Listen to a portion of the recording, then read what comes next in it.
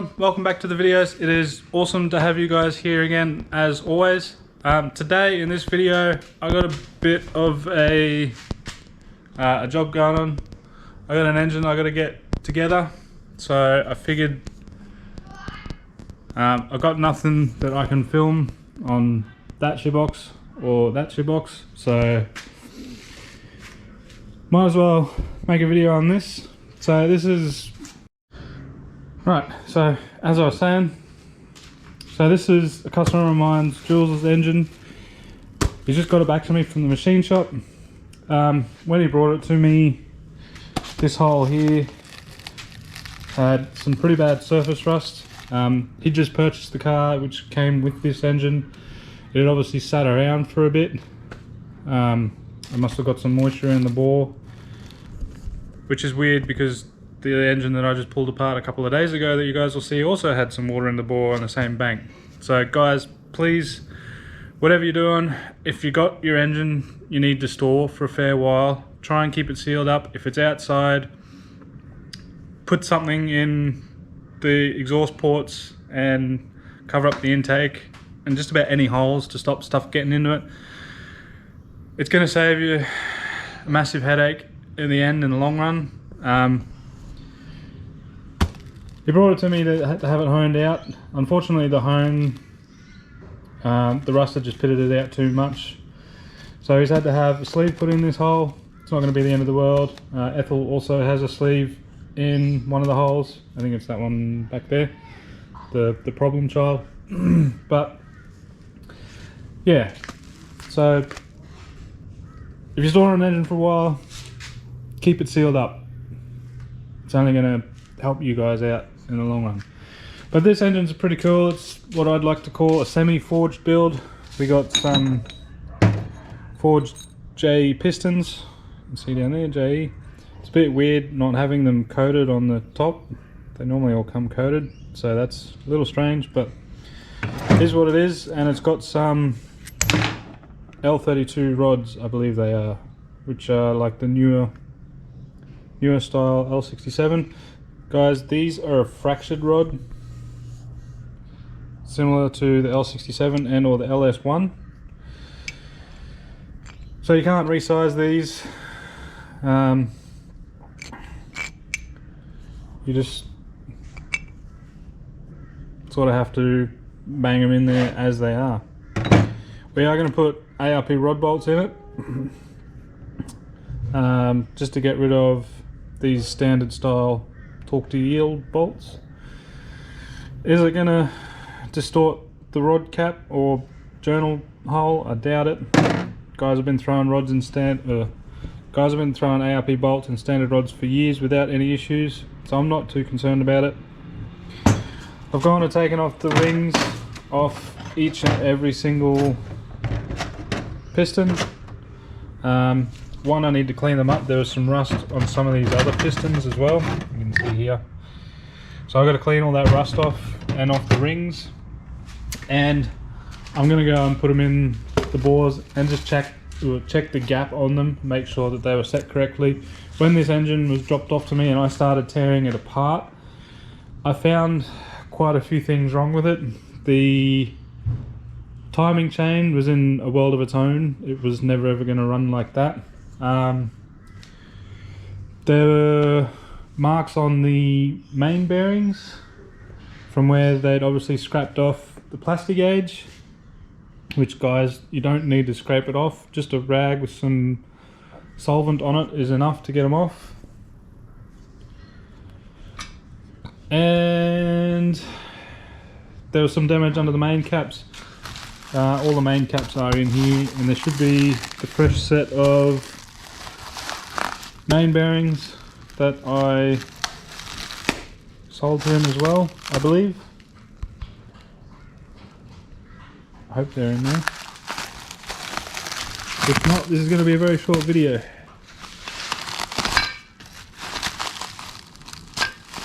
Unless I put them somewhere else, that's also very possible.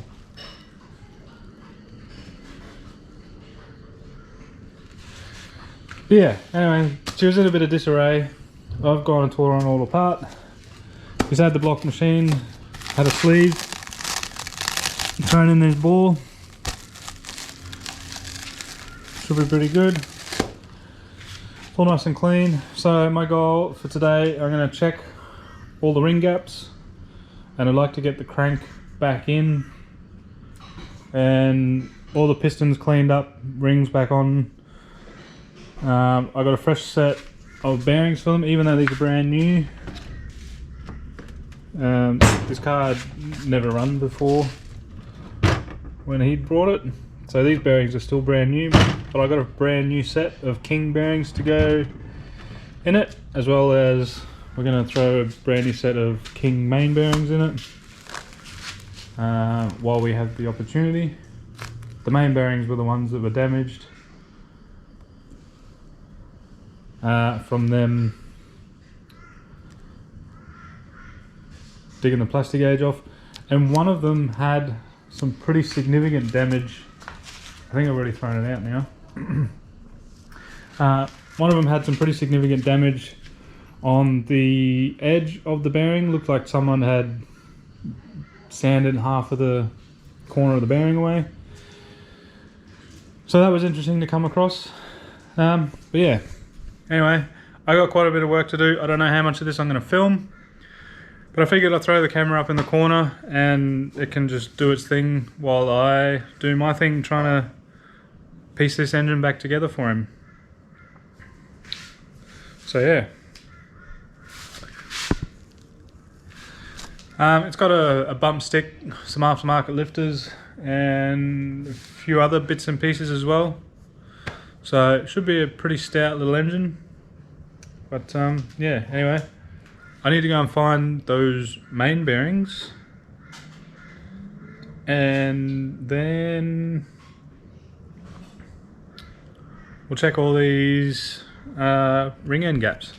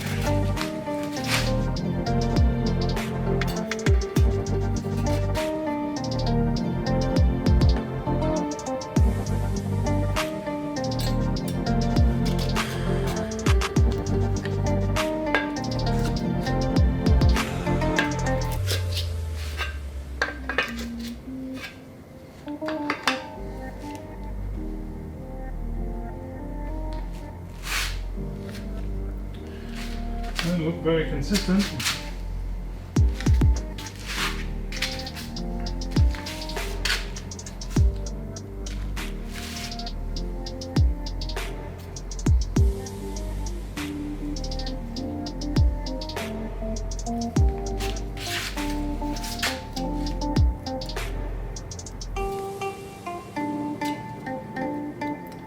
Yeah.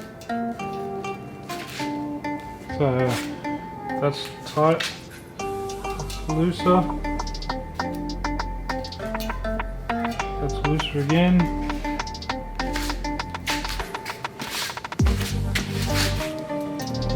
Tight, really loose, really loose.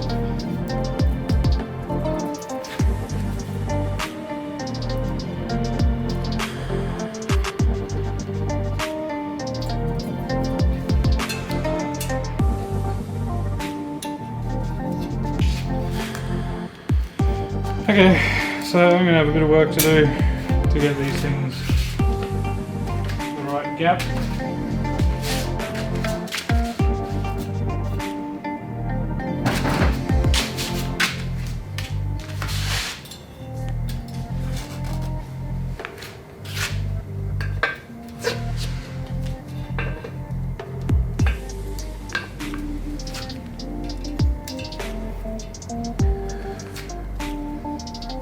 Beautiful.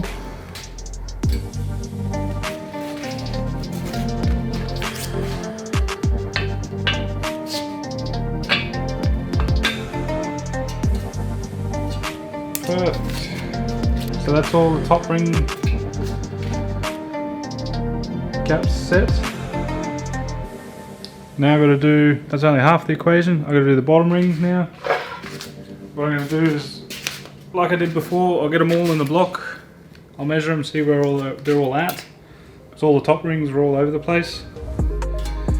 And then hopefully these will be a bit better. And I can just,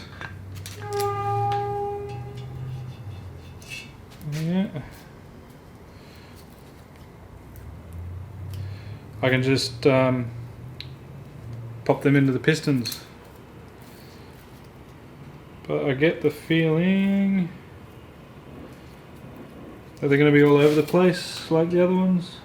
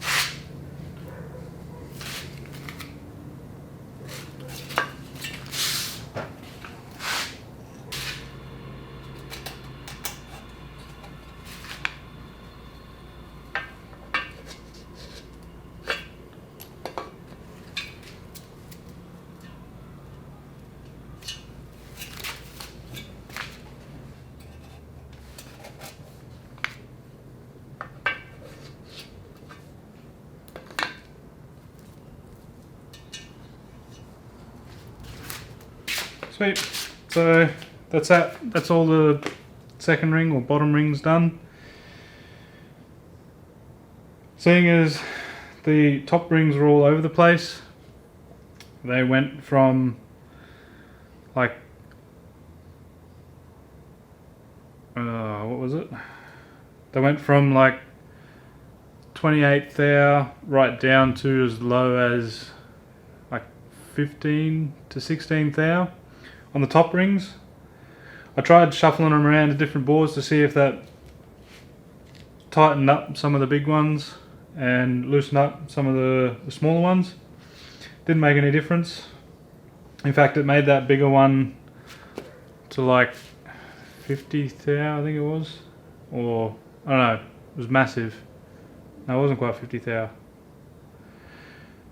Anyway, it made the biggest one of them all even bigger, just shuffling around at each and every different bore. So I had to open them up a bit, which means I've had to open up these bottom rings as well.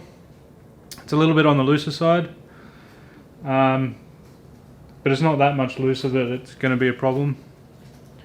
They're still a couple thou tighter than what's in Ethel.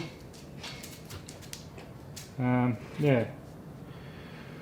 So that'll be pretty good. They're all nice and even now, which is a bonus because they were all over the place. Some of them were tighter, some of them were looser. So yeah, having them all even now is going to be good. And yeah, they got a little bit more gap, so there's no chance of them ever butting heads, which will also be good. So yeah, anyway, I'm going to carry on. I'm going to get all the...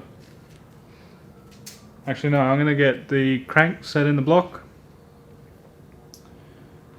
And I'll get it all torqued down and ready to go.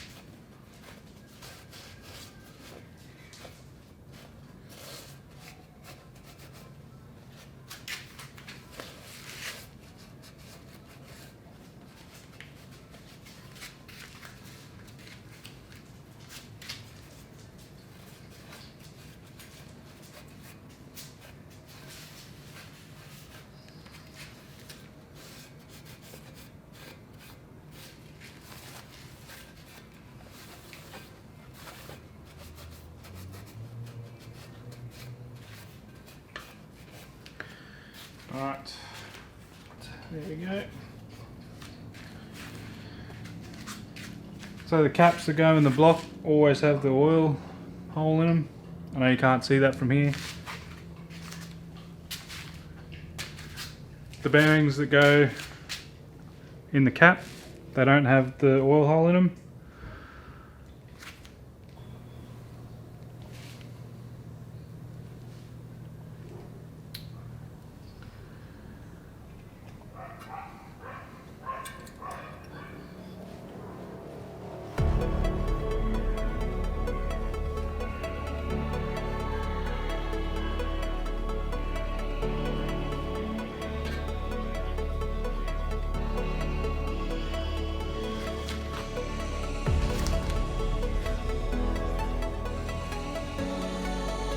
Okay, so what I'll do is I'll go and get the caps prepped.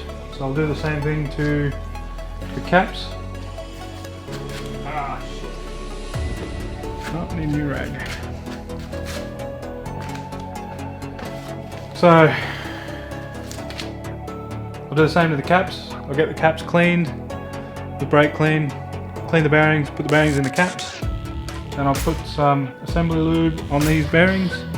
I'll lay the crank in it after I clean the crank as well. Put the main studs in. Put the caps in. And start to torque it all down. So I like to just line them up on the bench, 1 through 4. They're numbered and arrowed to point in the direction that they go on, as well as what position they go in. So you can't fuck these up. If you fuck these up, you shouldn't be playing with that engine. So I'm just going to go ahead, clean them one at a time, put the bearing in it one at a time, rest it upside down, ready to go. So I've got my rag, I have to get a new rag, this is now contaminated.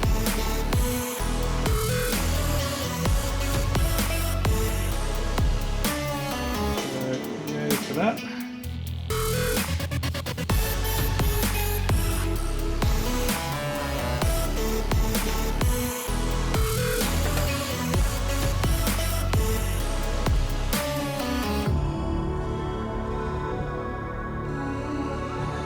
Alright, there we go.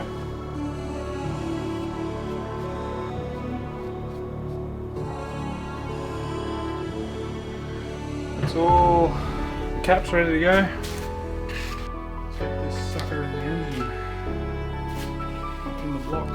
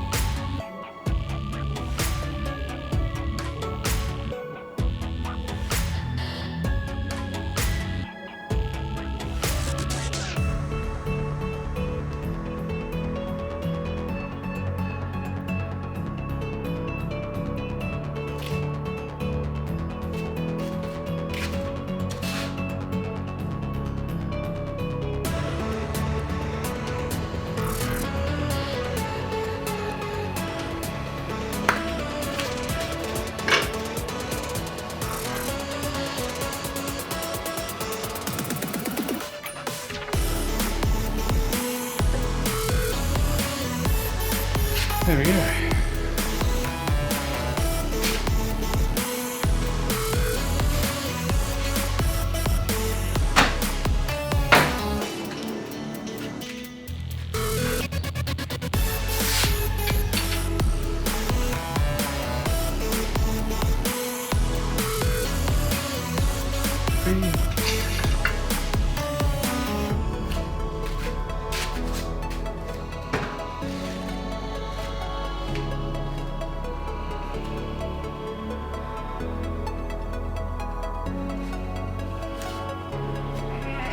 And 4.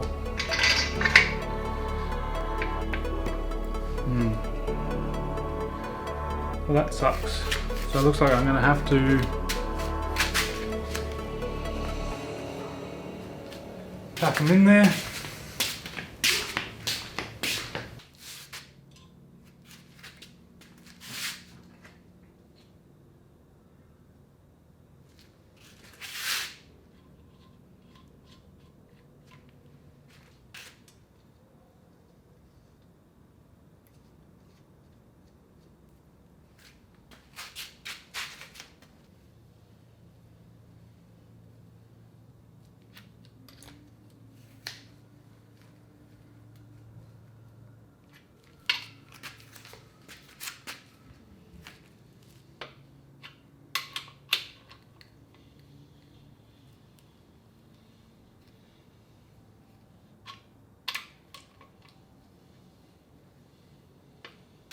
So 3 equal steps up to 80 foot-pounds.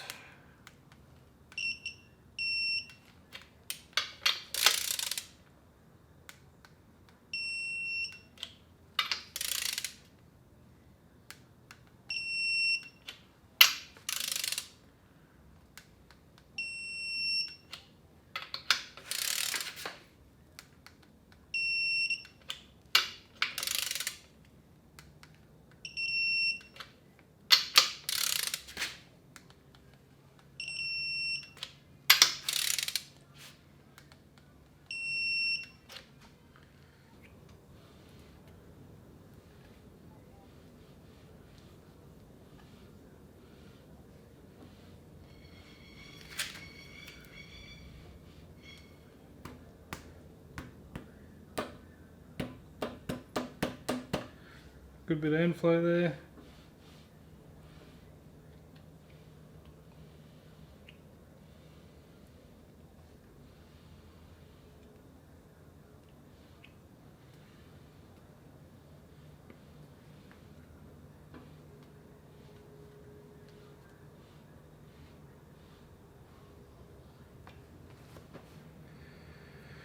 Right, on to the next.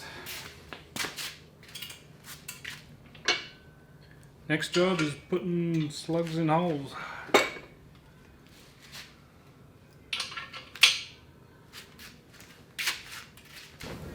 Time to go and get these pistons in their homes.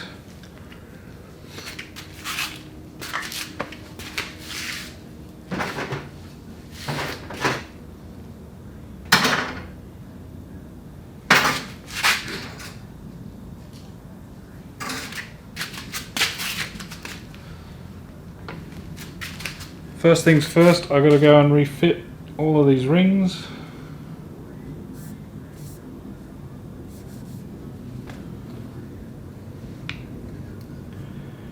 There is a specific orientation for them.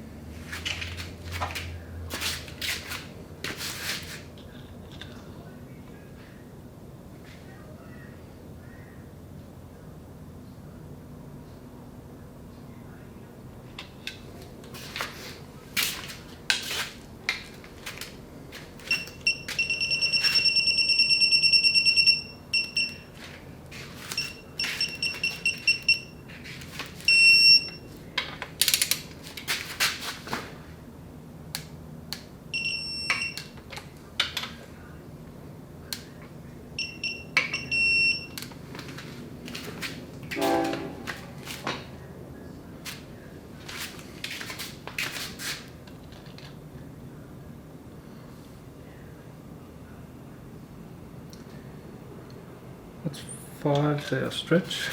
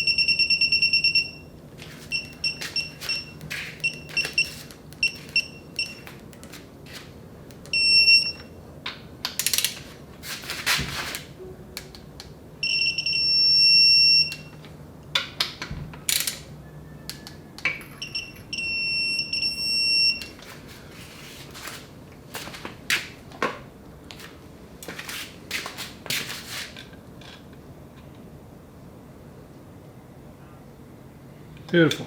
Okay, so now I know my torque number.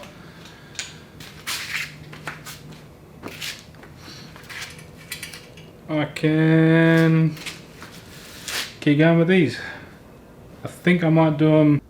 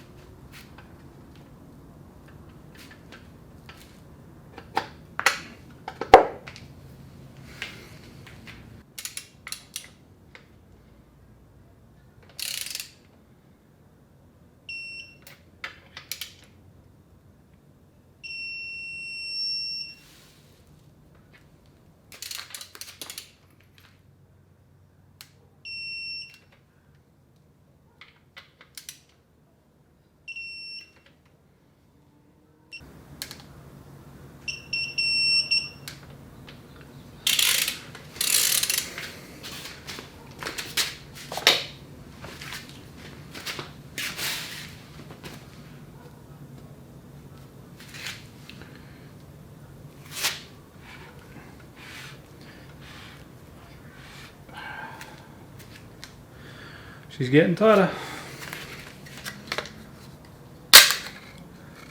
That's what he said. Number 5.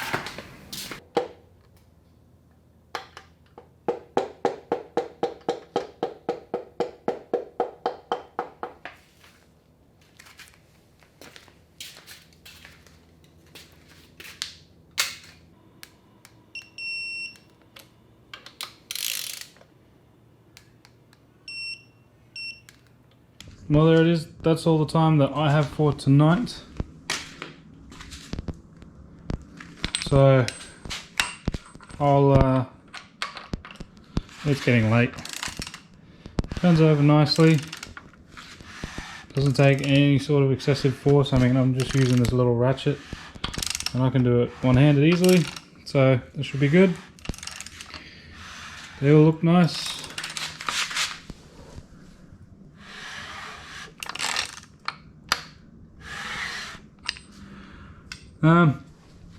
I'm going to go ahead and I'm going to get a bit of oil wiped down on the deck in the valley and on this deck surface as well.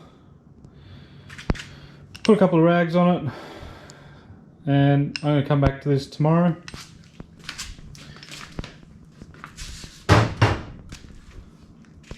Still not done yet. I still have a lot of work to do on this. I've got to clean out all the head studs, which in hindsight I probably should have done before I put the pistons in, but it's not the end of the world. It is something that can be done afterward.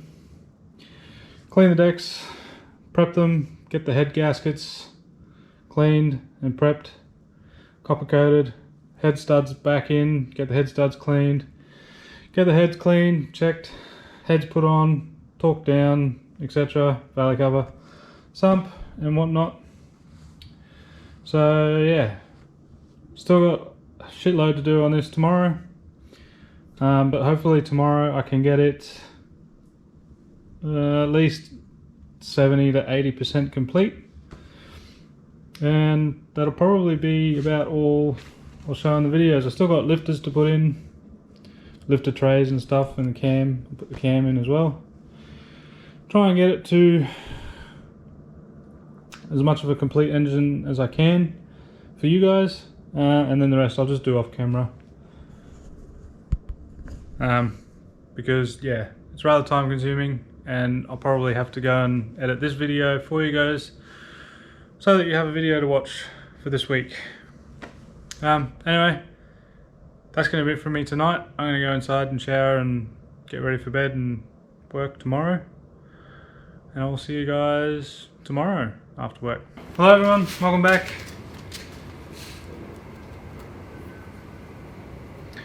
It is another day. My goal for today, I've still got a lot of work that I need to do, but I'd like to get the rear cover plate on, the cam installed, lifters and lifted trays installed, heads on with fresh gaskets. Then I'm going to flip it over, pop the sump on, timing cover and all the accessory stuff off camera. So this is going to be the last part in this video, but yeah, still got a fair bit to go.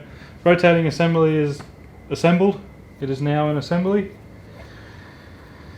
So I can clean off the oil off the deck, off the valley, and get the rear timing cover plate installed with a fresh gasket. We'll bung the cam in it, put the lifters back in it, put the lift trays back on, clean and prep the heads and gaskets and get them back on, and the head stud. I still got to clean out all these holes actually. That's something that I got to do. These head stud or head bolt holes, I like to run a tap through them and clean them out. You can use the thread chaser, it is the better way to do it. Found that a tap works just as well though. So yeah, anyway, I'm going to get to it. I'm going to get the cover plate cleaned and prepped for the new gasket.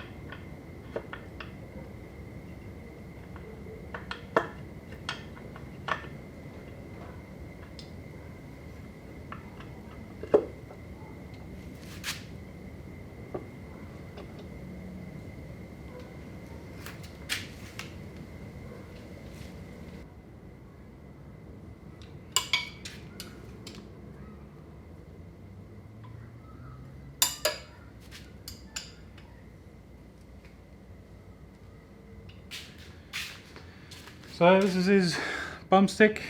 I have no idea on the specs or the size of it. It looks like a decent size. It's a Crankshaft one. I don't know if any of you guys can make anything out on that. Any of those part numbers mean anything? I tried to search it, but couldn't come up with anything.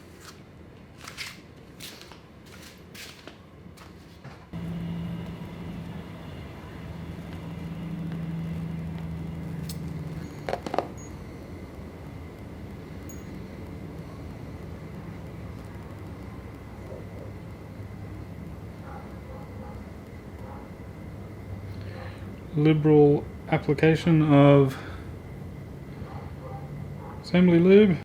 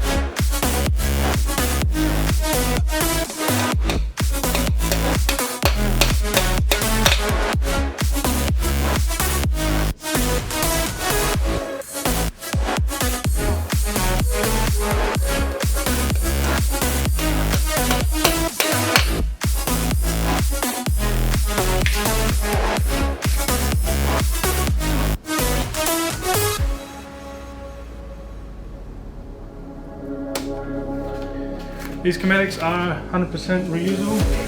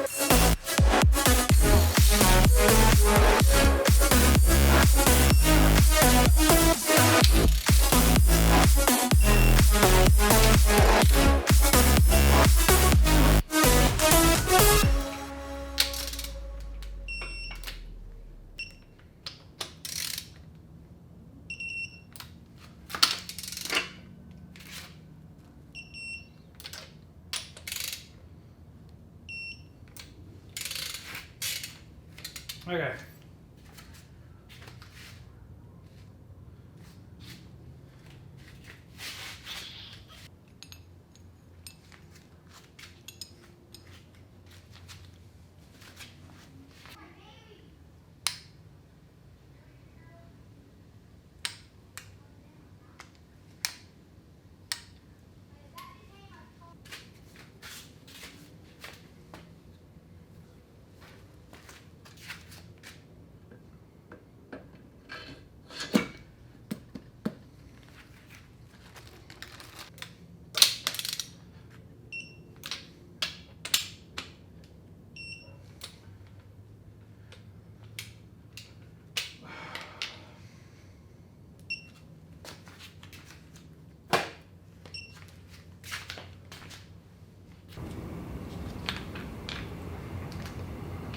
So you can use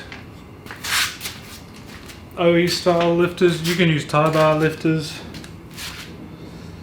The tie bar lifters will probably be slightly better at the end of the day, but there's also nothing wrong with this style. As long as you've got a decent enough lifter in the bore, the trays are fine.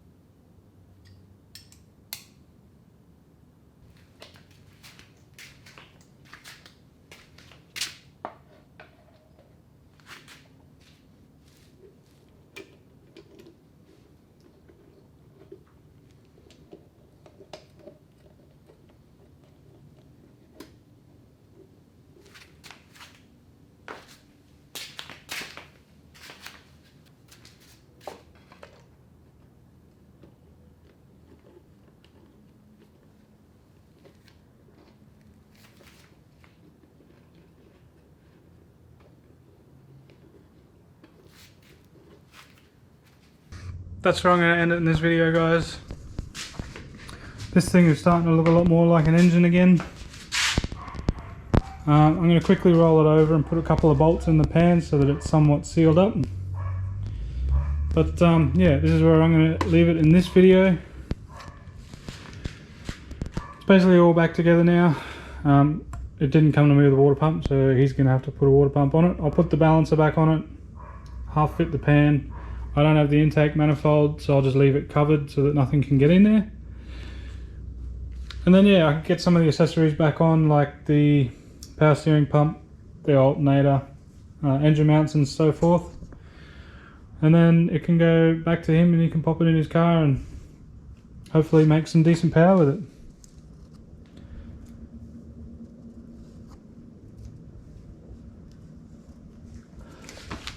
This should be a fairly similar sort of setup, not exactly the same, but similar to the setup that Reese had in Ecotec. So it should be capable of 600 to 700 horsepower,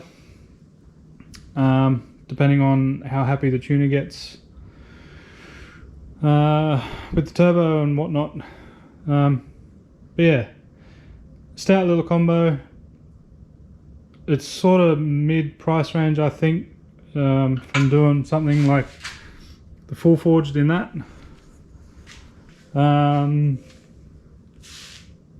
Slightly better than a standard L67 bottom end because it does have the forged pistons, but you're still limited by the factory style rods that are in it. But yeah, should be a stout little package for him. Hopefully it all goes well and works out. It's been a bit of a bastard to get back together, but that's the way these things go. I'm happy it's basically finally done. I can sort of relax a bit now for the next couple of days before I have to then hook in and get a whole heap of other work done that I've got coming up. But yeah, thank you all for watching. Hopefully the next video I can get a bit more done on the BMW. I've got some wiring and stuff. I'd like to get some fuel lines fitted and try and give it a start. Oh, I can't, I don't have oil lines. Don't have money for it. But I've got to go through that mess of wires and map out that loom. So I might go and do that. Or I'll go and take Ethel for a drive. But yeah, you guys will see one of those next week, hopefully. Anyway, that's going to be it from me in this video, guys. I want to thank you all for watching.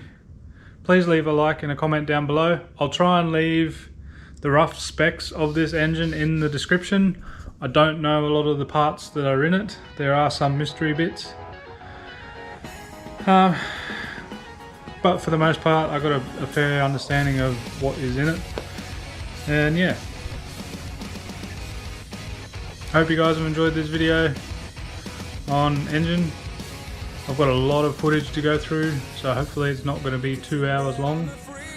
I might cut it in half, so you can watch half 1 week and half the next. I don't know. Don't know what I'm going to do. I'll cross that bridge when it comes down to time to edit.